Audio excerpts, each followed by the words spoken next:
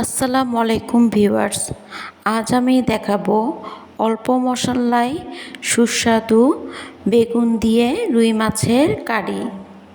প্রথমে আমি বেগুনগুলোকে লম্বা করে কেটে লবণ দিয়ে মাখিয়ে নিব। এরপরে সামান্য হলুদ দিয়ে হলুদগুলোকে বেগুনের সাথে ভালোভাবে মাখিয়ে নিব। এরপর একটি ফ্রাই প্যানে তেল গরম করে বেগুনগুলোকে উল্টিয়ে পাল্টিয়ে ভালোভাবে ভেজে নিব।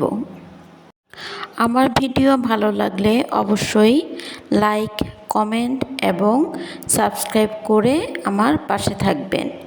একই রকমভাবে আমি মাছগুলোকেও লবণ এবং হালকা হলুদ দিয়ে মেখে গরম তেলে মাছগুলোকে উল্টিয়ে পাল্টিয়ে ভালোভাবে ভেজে নিব। দেখুন মাছগুলো ভাজা হয়ে গিয়েছে। এবার আমি মাছগুলো একটি প্লেটে উঠিয়ে নিলাম। মাছগুলোকে খুব বেশি কড়া ভাজা করা যাবে না। এবার একটি ফ্রাই প্যানে তেল গরম করে নিয়েছি। সেই সাথে দিয়ে দিলাম হাফ কাপ পেঁয়াজ, দিয়ে দিলাম স্বাদমতো লবণ, দিয়ে দিলাম 2 চা চামচ হলুদের গুঁড়া, 1 চা চামচ মরিচের গুঁড়া। এবার মশলাগুলোকে প্রায় 5-10 মিনিট পেঁয়াজের সাথে ভালোভাবে কষিয়ে নিব। এ পর্যায়ে দিয়ে দিব সামান্য পানি দিয়ে মশলাগুলোকে পেঁয়াজের সাথে আরও 5-10 মিনিট কষিয়ে নিব। এবার আমি মাছগুলো এক এক করে সাজিয়ে দিলাম।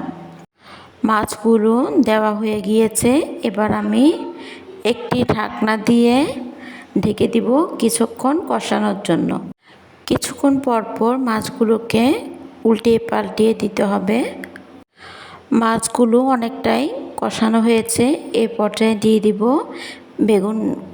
বেগুনগুলো দেওয়ার পর আরও 4-5 মিনিট চুলায় রান্না করে নিব। 4-5 মিনিটের জন্য আমি ঢাকনা দিয়ে দিলাম।